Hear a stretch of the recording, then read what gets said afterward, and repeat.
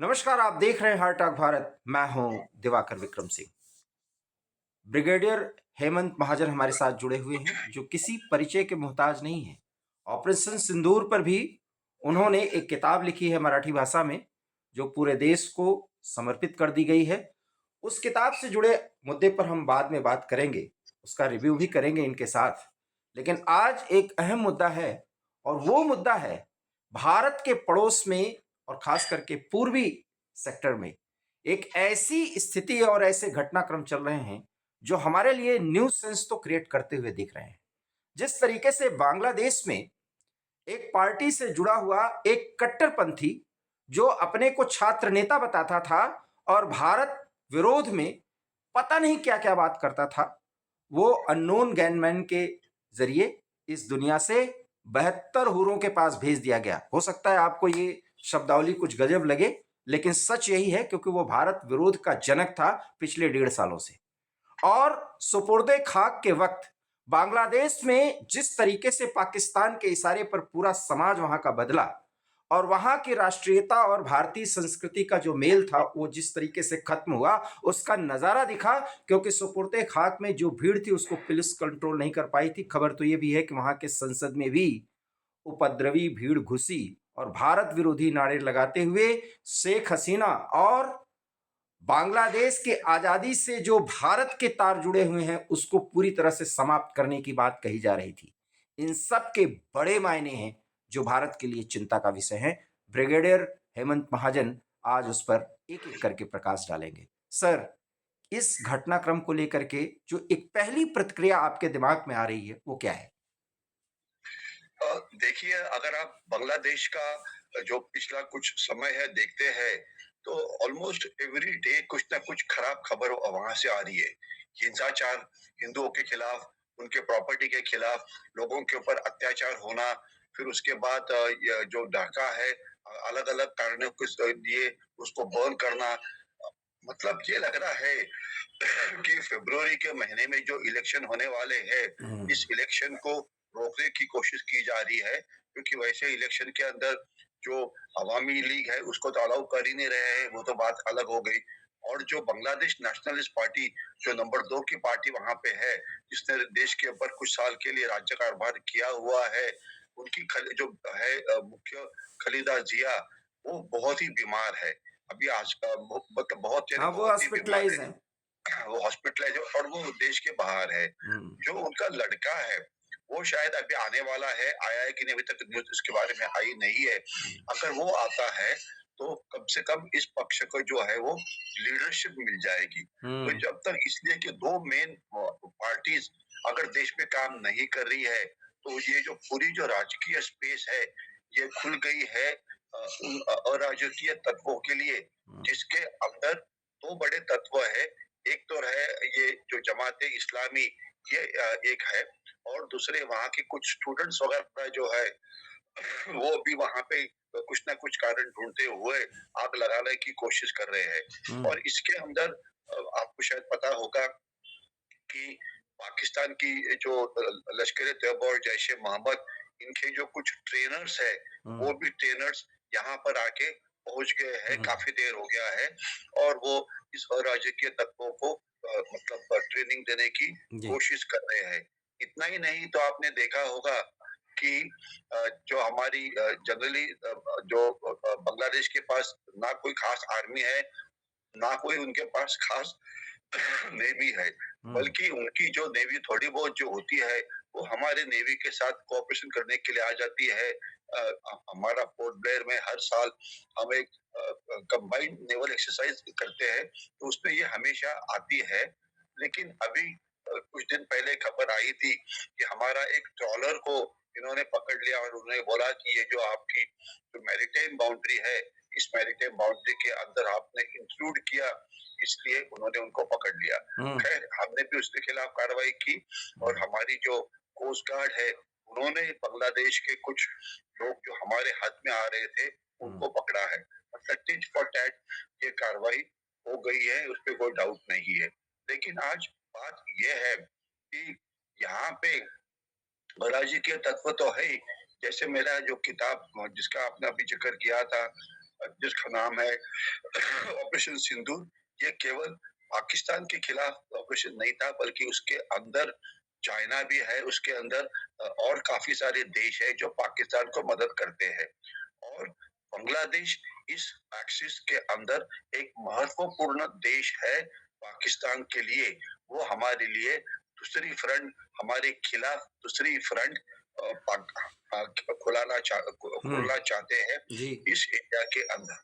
तो इसलिए ये एक इस प्रकार की कॉम्प्लिकेशन है जिसके अंदर बांग्लादेश का इस्तेमाल पाकिस्तान करेगा ही, क्योंकि मतलब जब हम बांग्लादेश की हालात के ऊपर देखते हैं तो उसको पाकिस्तान के साथ भी जोड़ना चाहिए और उसको चाइना के साथ भी जोड़ना चाहिए। हम्म। अगर आप देखेंगे कि जो हिंसाचार अभी इसी समय जो पाकिस्तान में चल रहा है, ये काफी बढ़ा हुआ है। बलूचिस्तान में किस प्रकार हम्म। पाकिस्तानी आर्मी कुछ काम नहीं कर सकती है, ये तो वेल डॉक्यूमेंटेड है, उसके बारे में खबर तो आती रहती है। लेकिन सिंधु देश के अंदर जी। जो एजिटेशन हो रहा है, इसको भी काफी बल मिल रहा है। जी। इतना ही नहीं, इसी समय आपको पता है कि ये जो अफगानिस्तान और पाकिस्तान की जो बॉर्डर है, जिसे ड्यूरन लाइन के नाम से पुकारा जाता है, वहां पर भी तेरे के तालिबान पाकिस्तान बड़े तौर पे पाकिस्तानी सेना के ऊपर हमला करती है। तो जी। अभी के साथ एक और चीज आपने जोड़नी चाहिए, वो ये कि जो आसिफ मुनीर है, उनकी देश के अंदर प्रॉब्लम ये बढ़ी रही है, कम जी। नहीं हो रही है। और उसमें से एक कारण है इमरान खान, क्योंकि इमरान खान वैसे देखा जाए तो एक पॉपुलर नेता है। तो जी। इस समय उनके जो सपोर्टर्स है वो काफी एजिटेशन वगैरह कर रहे हैं।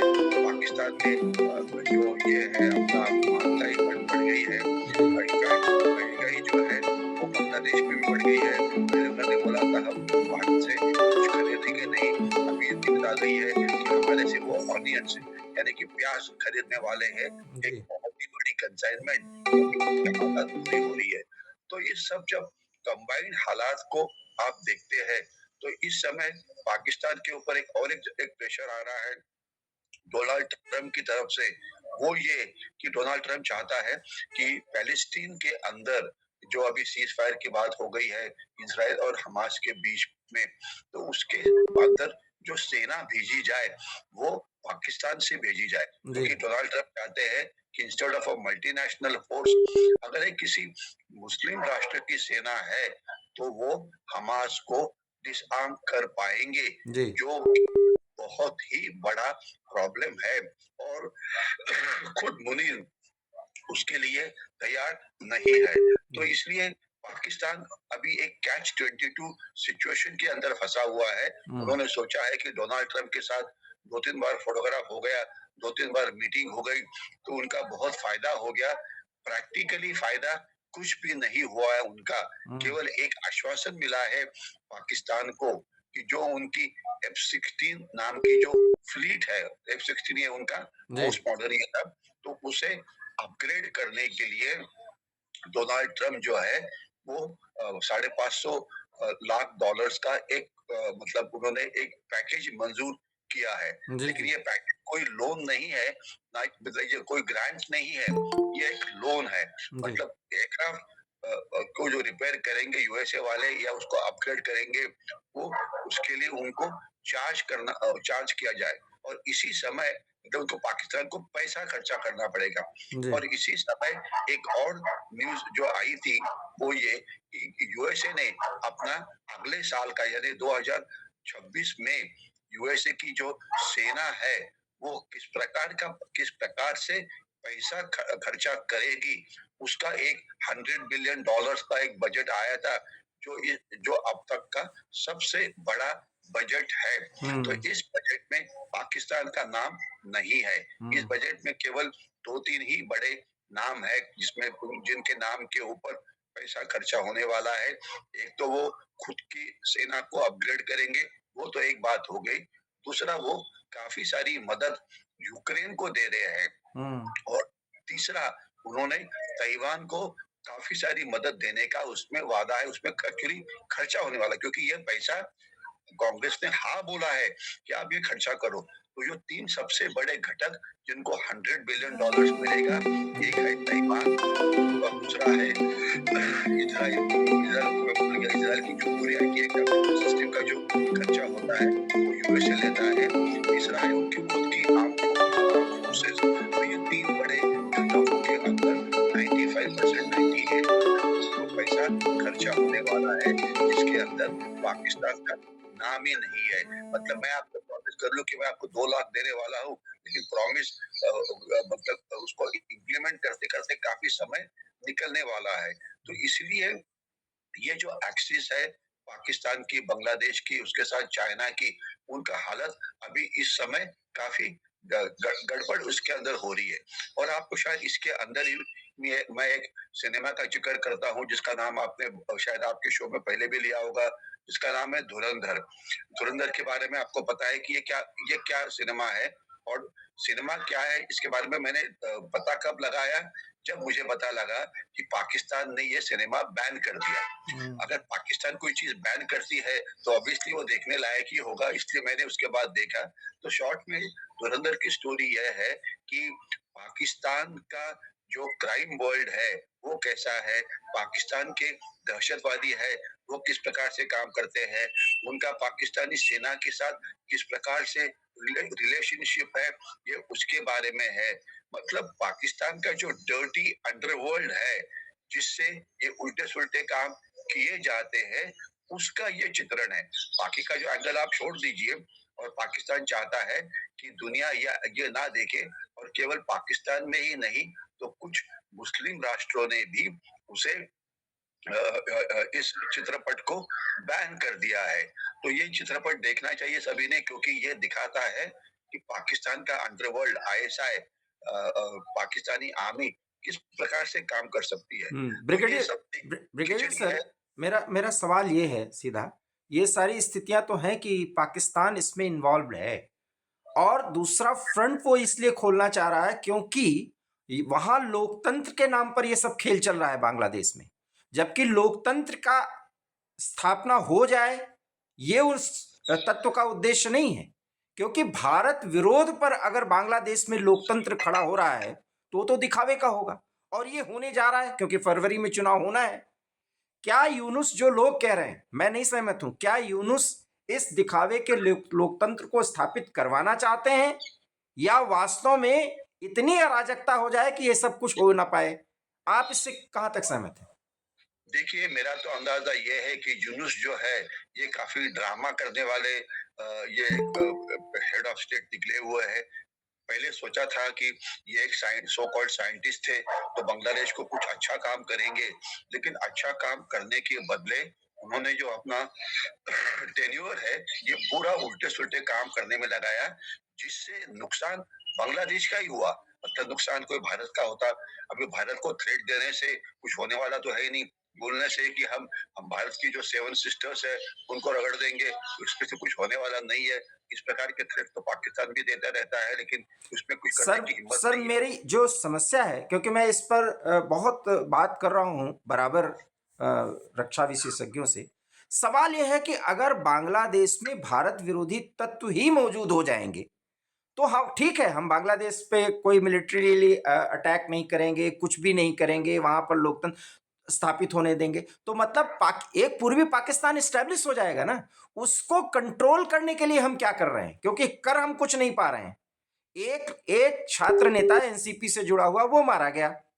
पूरे बांग्लादेश में स्थिति यह है कि पुलिस और सेना कुछ नहीं कर पा रही। जब मैं आपसे बात कर रहा हूं तो वहां की स्थिति यह है। अगर बांग्लादेश इसी स्थिति में चला तो फिर हमारी स्ट्रेटजी क्या होनी चाहिए? सवाल तो मेरा सिर्फ इतना है। आपका सवाल एकदम अहम है। तो पाकिस्तानी बांग्लादेश आर्मी चाहे तो उसको कंट्रोल कर सकती है, क्योंकि उनके पास 4 या 5 डिविजन्स है, जो कि एक काफी सारा फोर्स है। और बहुत सारा जो वायलेंस है ये ढाका और उसके आसपास फैला हुआ है। तो वहां पे करने के लिए वो कर सकते हैं, लेकिन अभी तक शायद उनको करने नहीं दे रहे हैं। ऐसे मुझे महसूस हो रहा है, क्योंकि कैपेबिलिटी तो उनके अंदर है, वो एक प्रोफेशनल आर्मी है, लेकिन कर नहीं रहे हैं। ये मेन बात है। दूसरा, इससे क्या होगा, अभी आज के हालात में माना जाता है कि तकरीबन 1.5 से 2 करोड़ हिंदू वहां पे आज बांग्लादेश में है। जब बांग्लादेश पाकिस्तान का हिस्सा बनते हुए 1947 में अलग हुआ था, तो वहां पे ऑलमोस्ट 25% पॉपुलेशन जो थी वो हिंदू थी। लेकिन आज के समय यानी कि 2025 के अंदर ये पॉपुलेशन 7 या 8% से भी कम हो गई है। मतलब 25% से लेकर आप 8% पे आ जाइए, और जब तक सवाल का जब तक आप आते हैं फिगर्स के ऊपर, तो ये 1.5-2 कोटी के आसपास शायद हो सकती है। तो अभी ये पॉपुलेशन ये कुछ इसमें से जरूर इन्फिल्ट्रेट करेगी हमारी तरफ, क्योंकि अगर आप बांग्लादेश की ज्योग्राफी देखें, तो ये एक लैंड स्केर्स कंट्री है। इसकी पॉपुलेशन डेंसिटी काफी ज्यादा है। तो जब एक हिंदू फैमिली वहां से निकलती है, आमतौर पर ये सभी के पास जमीन थी, तो वो जमीन तो साथ में लेकर आएंगे नहीं, वो तो केवल जो कपड़े पहने हुए हैं उसके साथ ही आएगी। तो वो जमीन के ऊपर का प्रेशर कम हो जाता है, और वो किसी जमाते या कोई इस प्रकार के लोगों को मिलता है। तो सबसे बड़ा धोखा ये है कि वो जो घुसखोरी है बांग्लादेश में, वो बांग्लादेश से वो बढ़ने का अंदेशा है। और अगर आप ये देखेंगे, बांग्लादेश की सीमा जो एसआईआर वगैरह चल रहा है वेस्ट बंगाल के अंदर, वहां पे जितने फेक जो लोग निकले थे ये सब, तो अभी हमारे ये वेस्ट बंगाल में भी इलेक्शन होने वाले हैं, वहां पर भी इनका जो ये है काफी बड़ा है। तो हमारी जो कोशिश है बांग्लादेशी को पकड़ के भारत के अंदर के उनको बांग्लादेश में लौटाने के लिए, तो उसमें अभी कठिनाइयां ज्यादा आ रही है। एक शायद रिपोर्ट आपने सुनी होगी, ये मराठी पेपर में आई थी, कि एक जब उन्होंने कोमिंग ऑपरेशन किया, तो उनको काफी सारे बांग्लादेशी वहां पे मिल गए। वो तो ठीक है, वो मिलते रहते हैं, लेकिन उन्होंने देखा कि उसमें से एक परिवार ऐसा था कि जो पहले भी था यहाँ पे। तुमको पूछा भी तुम आए कैसे, तुमको तो शायद 6-7 महीने पहले ही यहाँ से बाहर निकाला था। तो उन्होंने बोला, हाँ हम आ गए क्योंकि हमें एजेंट्स की मदद मिली। मतलब कहने का मतलब ये है कि जिसे महाराष्ट्र के बाहर 6-7 महीने के पहले निकाला था, 7 महीने के अंदर, ये शायद उससे भी कम समय के अंदर, वो फिर महाराष्ट्र तक आके पहुंच के देखिए कि बांग्लादेश कहाँ महाराष्ट्र कहाँ, आने के लिए कितनी मेहनत करनी पड़ेगी। आज ये हो रहा है कि अराजकीय तत्व हमारे देश में उनको बहुत मदद कर रहे हैं, वो स्मगलर्स हो, या अभी देखिए ये देखा जाता है कि एक जो बांग्लादेशी जो बांग्लादेश बॉर्डर क्रॉस करता है, तो इस बॉर्डर क्रॉस करने के बाद जब तक वो महाराष्ट्र में पहुंचता है, तो ऑलमोस्ट 20-25 अलग अलग प्रकार के एजेंट्स उनको मदद करते हैं। तो यानी कि आप देख सकते हैं, और इनको पता है कि ये बांग्लादेशी है, तो इसलिए कि हमारी सिस्टम अंदर जो देश के अंदर है वो कितनी भ्रष्ट हुई है, ये आप देख सकते हैं। महाराष्ट्र जैसे एरिया में एक गांव में जिसकी पॉपुलेशन 1000 है, वहां पे 1000 न्यू बर्थ सर्टिफिकेट इशू किए गए, और ये सभी किसको दिए गए, ये बांग्लादेशी को। तो मैं ये बोलना ये चाहता हूँ कि बांग्लादेशी का जो डेमोग्राफिक इन्वेजन है भारत के अंदर जो हो रहा है, ये हमारे लिए एक बहुत ही बड़ी समस्या है, and it is the greatest threat to security. आप जो बोल रहे हैं कि थोड़े बॉम्ब वगैरह कर रहे हैं, मुझे उसकी ज्यादा फिक्र नहीं है। मतलब बॉम्ब स्फोट करना या फायरिंग करना, या उसने बोला कि हम आपसे ले लेंगे, वो मिलिट्री मैं एक स्थिति सर आपके सामने रखता हूं। बांग्लादेश में ढाका सहित वहां के जितने जिले हैं, और उसमें 3 से 4-4 लाख 5-5 लाख लोग इकट्ठा हो रहे हैं, और सब अपने को स्टूडेंट बता रहे हैं, क्योंकि ये तो वेस्टर्न मीडिया का क्रिएशन है ना, कि वहां पर स्टूडेंट स्टिर है, जबकि स्टूडेंट के नाम पर वो सब कट्टरपंथी हैं। ठीक है, वो पाकिस्तान के इशारे पे काम कर रहे हैं। जब पूरा बांग्लादेश पाकिस्तान बन जाएगा, ठीक है, हम मानते हैं सर, आप लोग तो सैन्य विशेषज्ञ हैं, को कुछ नहीं कर पाएंगे। इस कुछ नहीं कर पाएंगे स्थिति में, तो जब हर बांग्लादेशी भारत के विरोध पर ही अपना अस्तित्व और वजूद मानेगा, तो एक पाकिस्तान हमने फिर खड़ा कर दिया। उसको कंट्रोल करने का पिन पॉइंट सर तरीका हम आपके मुंह से सुनना चाहते हैं, क्या होना चाहिए? देखिए, जो मिलिट्री थ्रेट अगर कोई बांग्लादेश से होती है, तो मैं उसको ये बोलना चाहूँगा, उसकी आप ज़्यादा फ़िक्र मत करिए। मैं बिल्कुल छाती पे हाथ रख के बोलता हूँ कि मिलिटरीली यानी कि अटैक करना या बॉर्डर मतलब बांग्लादेश की मिलिट्री, आर्मी हो या नेवी हो या एयरफोर्स बिल्कुल, हमारे वो खिलाफ कुछ नहीं कुछ करे। करेगी। यदि आपको शायद पता होगा कि जो सिलीगुड़ी कॉरिडोर है, हुँ, जो एक से चिकन नेक बोला जाता है, जिसके बारे में बहुत बार बातचीत हो गई है, तो वहां पे हमारी एक ब्रिगेड ही बैठी हुई है और हमारे काफी सारे आक्रामक चीजें वहां पे तैयार है। तो मिलिट्रीली मुझे कोई ज्यादा फिक्र नहीं है, लेकिन फिक्र कब होती है कि जब वो वहां की जो इंसर्जेंसी है मेन ईस्ट बात। अपना नॉर्थ ईस्ट की, उसे एक्टिवेट करे। क्योंकि आज जब हसीना के टाइम पे ये सभी जो इंसर्जेंट ग्रुप्स थे, खास तो मणिपुर वाले या कुछ नागा वाले थे, ये सब निकल गए और उल्फा का जो एक फैक्शन था उन्होंने निकाल दिया। बिल्कुल, तो उनको मदद करके उनको रीएक्टिवेट करना, ये एक थ्रेट जरूर हो यही सकता थ्रेट है। है ही है सर, यही है थ्रेट। हाँ, और ये इस थ्रेट ये तो कोशिश करेंगे वो, लेकिन कोशिश में उनको ज्यादा कामयाबी नहीं मिलेगी, ये बोल सकता हूँ, क्योंकि वहां पे हमारी जो ग्रिड है ये काफी स्ट्रांग है। लेकिन जो मुझे ज्यादा ये लग रहा है, अगर आप देखेंगे तो इतना मतलब साल होने के बाद भी बांग्लादेशियों का इलीगल माइग्रेशन बांग्लादेश से भारत में होता कैसे है, हुँ, ये मेरा सबसे सवाल है। हुँ, वहां पे गार्ड करने आपको पता होगा ही शायद, 4,500 किलोमीटर की बॉर्डर है, हुँ, जिसमें से 2,000 प्लस किलोमीटर की बॉर्डर ये वेस्ट बंगाल के साथ है। और वेस्ट बंगाल की पुलिस और ये सब लोग उनको अलग अलग प्रकार और वहाँ के एजेंट्स ये मदद करते हैं, क्योंकि जो बॉर्डर डिस्ट्रिक्ट है ये पूरे बांग्लादेशी जो है उनसे भरे हुए हैं, तो वो काफी मदद करते हैं। लेकिन इसमें दुख की बात यह है कि हमारे जो वहाँ पे बॉर्डर गार्डिंग फोर्स है, हुँ, उसका काम जो है ये ठीक तरह से नहीं हो रहा है। तो मुझे मुझे सबसे बड़ा जो थ्रेट लगता है, अगर आप मुझे पूछे कि ऑन स्केल ऑफ प्रायोरिटी सबसे बड़ा आपको धोखा क्या लग रहा है, तो मैं ये बोलूंगा, आपके पास जितनी ताकत है, आपके पास जितनी टेक्नोलॉजी है, इसका इस्तेमाल करते हुए ये बॉर्डर ठीक तरह से गार्ड करिए, ताकि इन्फिल्ट्रेशन ये जीरो हो जाए। जिस प्रकार का इन्फिल्ट्रेशन हमने सक्सेस अचीव किया है भारत पाकिस्तान के एलओसी के ऊपर, वहां पे 95% लोग सीमा के ऊपर ही मारे जाते हैं, हुँ, लेकिन वो यहाँ पे नहीं है। इसमें मैं दो तीन चीजें और उस पर डालना चाहूंगा कि बीएसएफ को जो उनकी कंपनीज वगैरह होती है, काफी बार उनको इलेक्शन ड्यूटीज वगैरह के ऊपर भेजा जाता है, तो वो रुपया ज्यादा मत भेजिए। और मोर इम्पोर्टेंट ये है कि बीएसएफ को अभी तक फायर करने का आदेश नहीं है। यानी कि अगर आप कोई स्मगलर हुँ, देख लें हुँ, जो हुँ, स्मगलिंग कर रहा है किसकी, तो उसके ऊपर सीमा के ऊपर तो फायर करने का आदेश होना चाहिए, लेकिन इसलिए कि बांग्लादेश की सरकार हमारी दोस्त थी, तो आदेश हमने उनको नहीं दिया था। लेकिन अभी ये क्लियर है कि ये सरकार आपकी फ्रेंड नहीं है, तो हुँ, बीएसएफ को फायरिंग का जो अधिकार है ये मिलना चाहिए, जिससे कि जो ये अराजकीय तत्व, ये जो बांग्लादेश सीमा पे क्रॉस करे, सब उल्टे ही काम करने वाले लोग हैं। ये कोई बहुत बड़े भक्त नहीं है कि जो आके आके पूजा करने वाले हैं।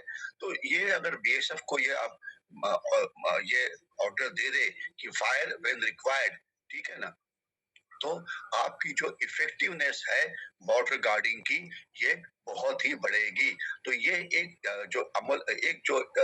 चीज है जो आपने करना ही चाहिए, दिवाकर जी।